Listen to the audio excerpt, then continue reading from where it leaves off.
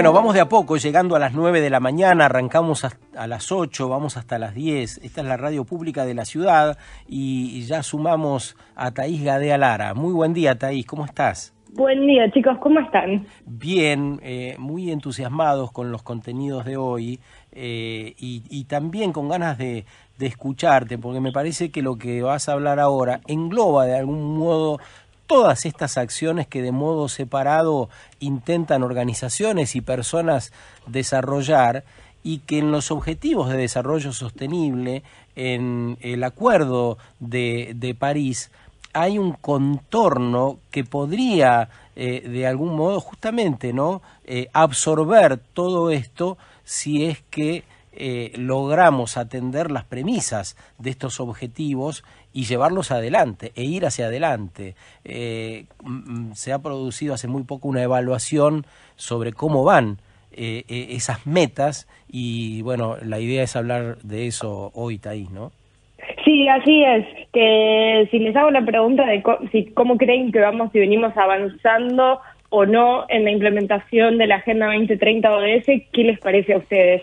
Y si tomásemos el tema de las emisiones, por ejemplo, que es lo que se me viene a la cabeza a mí, no cejaron ni ahí, digamos, al contrario, ni siquiera llegamos a estabilizar, vamos hacia arriba, por lo tanto no estaremos haciendo muy bien las cosas. Si pensamos también, por ejemplo, en pobreza, también diría que estamos dando pasitos para atrás más que para adelante.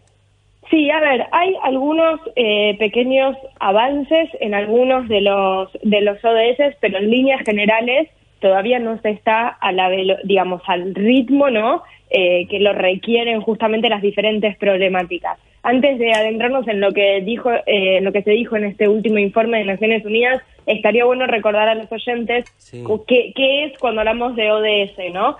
Los ODS son Objetivos de Desarrollo Sostenible, de ahí, ¿no? Estas tres siglas que se desprenden y que fueron consensuados en Naciones Unidas por todos los países como una agenda de objetivos que los países van a tener que cumplir para 2030. 2030 que está a la vuelta de la esquina, ya si nos ponemos a pensar, ¿no? Es muy poco lo que falta para llegar a esa meta. Y los ODS abarcan los grandes problemas y desafíos, ¿no?, que hay en el mundo, desde, como bien decía Juan, poner fin a la pobreza, hasta también el número 13, que es acción frente a cambio climático. Incluye también pensar, en ciudades, en cuestiones de energía, de igualdad de género, de acceso a agua. Entonces son los múltiples desafíos juntos, ¿no?, en una agenda de objetivos con metas específicas que los países tienen que cumplir. Todos los años se presenta por parte de Naciones Unidas un informe... Sí. No, perdóname. No. Pensé que estaba... Entonces todos los años Naciones Unidas presenta un informe anual de balance para justamente ir analizando cómo va la implementación de estos ODS, y en el que se dio a conocer en esta semana en Naciones Unidas en Nueva York, las principales conclusiones a las que se llega es que el cambio climático amenaza justamente con poder alcanzar todo el resto de los objetivos de desarrollo sostenible. ¿Y por qué es esto? Porque justamente los efectos del cambio climático inciden en los otros temas de forma transversal. Esto quiere decir que si nosotros vemos en un mundo, ¿no?, donde los efectos se hacen sentir en diferentes lugares, obviamente va a afectar cuestiones como la pobreza, va a afectar cuestiones como el acceso al agua, si pensamos en sequías más frecuentes en algunos lugares. Entonces ubica el cambio climático, ¿no?, como protagonista, pero para llamar la atención. Y el dato que para mí es más interesante respecto del informe es que dice que si no se llegan a cumplir con los objetivos del Acuerdo de París, amenaza poder cumplir con todo el resto de los ODS. De ahí la importancia que, como vos bien decía Sergio, de actuar, ¿no?, de manera ambiciosa y urgente respecto de reducir las emisiones de gases de efecto invernadero. A ver si entendí bien, Thaís.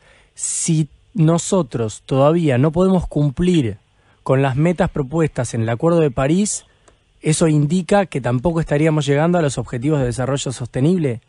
Así es, que estaría poniendo en amenaza poder llegar a todos los otros 16 objetivos, vamos a decir, porque hay uno que justamente es de acción por el clima. Esto también, ¿sabes?, lo que demuestra que era algo que habíamos conversado la semana pasada.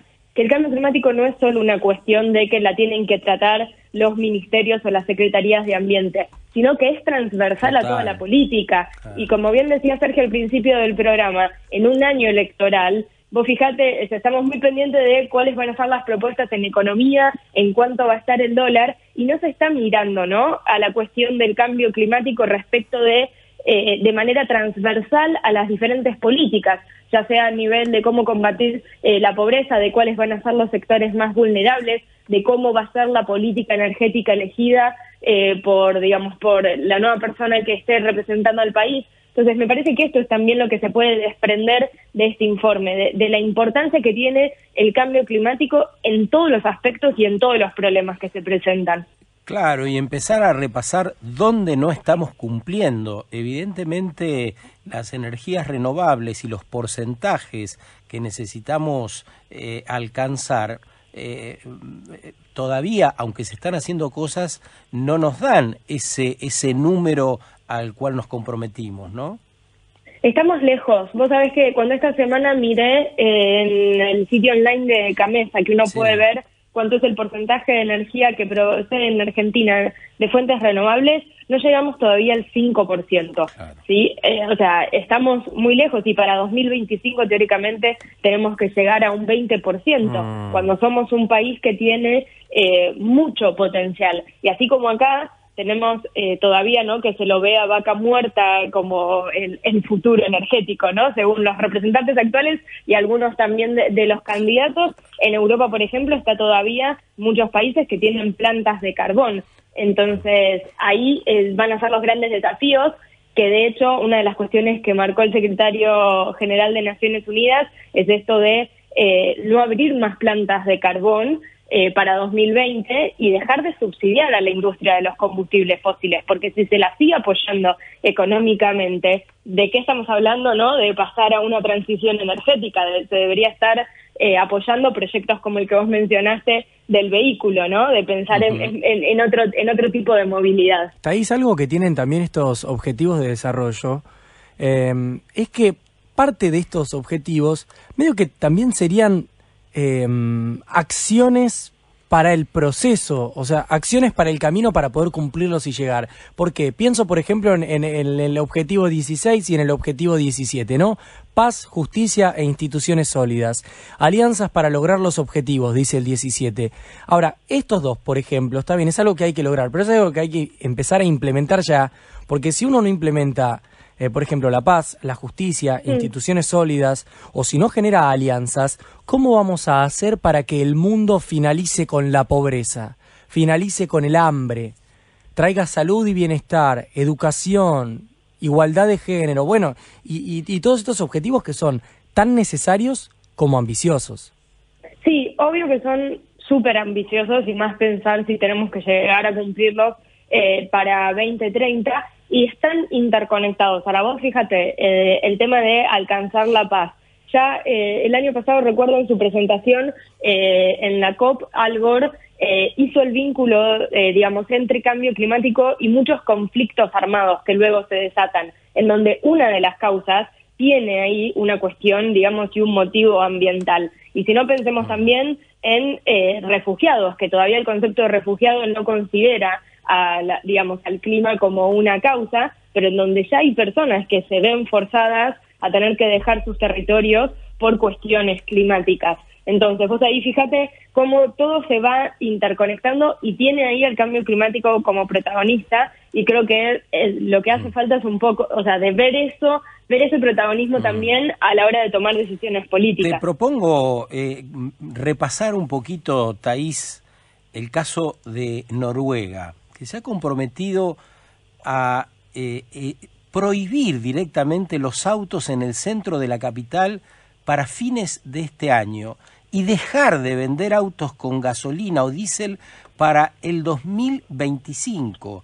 Es decir, esto es un cambio total de la política energética y con un fin concreto, que es este que mencionás, que es el de detener el cambio climático. La semana pasada, los 4 partidos políticos principales de Noruega acordaron esta prohibición de la venta de vehículos que funcionan a través de combustibles fósiles. Esto es lo que se viene. parece una locura a simple vista, porque Noruega está entre los principales productores de petróleo del mundo. Su PBI depende del 40% de esto. Pero a pesar de todo, están tomando una decisión de modo unánime porque la evidencia científica resulta ya apabullante. Es decir, no habrá posibilidad de tomar otros caminos si es que queremos salvar a la especie y tantas otras que se están malogrando por este modo de producir y consumir. Pero me parece que estos ejemplos son concretos en el sentido de que sí se puede y que sí depende de decisiones políticas. Totalmente, y que tienen metas ambiciosas que responden a la urgencia, ¿no? Que, como bien decís, la información científica ya puso sobre la mesa y donde demuestra que hay una voluntad política. Y seguramente que hay también un trabajo conjunto con los actores involucrados, ¿no? Porque implica toda una transformación también de la industria. Acá, por ejemplo, en Argentina, que se ha puesto mucho en agenda el tema del impacto del plástico y se está trabajando para justamente empezar a restringir y prohibir el uso de plásticos descartables, y uno escucha a la Cámara del Plástico en contra de esa medida. Sí. Y la Cámara del Plástico debería estar viendo cómo retransformarse para quizás ofrecer los productos reutilizables, ¿no? Así es, entonces, y a mí me parece interesante el caso de Noruega, porque podemos pensar fugazmente, no, está lejos, son noruegos, son chicos, siempre tuvieron una cabeza diferente, pero tenemos que empezar a ver que esto es lo que se viene. Han prohibido o están prohibiendo los combustibles fósiles. ¿Cómo es que no podemos ver que esa ola estará entre todos nosotros en las próximas décadas? Se van a prohibir los combustibles fósiles y nosotros estamos insistiendo como el gran proyecto a futuro de desarrollo del país en Vaca Muerta. La verdad que este parece un discurso también alocado, como la decisión de Noruega, porque si vos recorres las radios, los canales, si vos recorres los diarios, todo va en el sentido de que Vaca Muerta efectivamente va a salvar a nuestra civilización. Es de loco, ¿no? Es muy difícil, y Vaca Muerta seguramente se va a mencionar mucho durante la campaña electoral, y ahí va a haber que estar atentos, ¿no? Están todos de acuerdo en que hay que explotar Vaca Muerta. Lamentablemente, ¿no? Sí, y sobre todo en esto de la confusión, que fue algo que ya ha sido discutido, ¿no? Y criticado por parte de las organizaciones ambientalistas a nivel internacional, esto de hablar de la explotación del gas no convencional como una transición. Esa no es, digamos, lo que justamente se criticaba era que no se puede considerar a eso como una transición, porque de esa manera se sigue justificando, ¿no? La explotación de ese tipo de fuente de energía. Por eso va a ser muy interesante en la campaña, y yo creo que el interés que la ciudadanía manifieste respecto del tema. Digo, se sabe, el año que viene, por ejemplo, se tienen que presentar las contribuciones, ¿no? Determinadas a nivel nacional, es decir, los objetivos de reducción de emisiones más ambiciosas como parte de la implementación del Acuerdo de París. ¿Lo saben los candidatos? ¿Lo van a hacer? ¿Van a presentar algo más ambicioso? Esas son cuestiones que me parece que a partir de este informe deberían por lo menos empezar a interpelarnos a nosotros también a la hora de elegir a un candidato. Vaca Muerta seguramente sea protagonista en la campaña, no quizás del modo que nosotros esperamos que se debata, pero habrá que instalar también desde las redes sociales y desde los medios que el debate justamente se haga. Gracias, Thaís, por este rato con nosotros, por los aportes y el entusiasmo de cada sábado. Por favor, chicos, muchas gracias a ustedes y buen fin de para todos. Un beso grande. Thaís Gadea Lara, de Conexión Coral, de redacción. Thaís, que está en el canal de La Ciudad y que participa activamente en todas las redes sociales. Thaís Gadea Lara, también en Sábado Verde.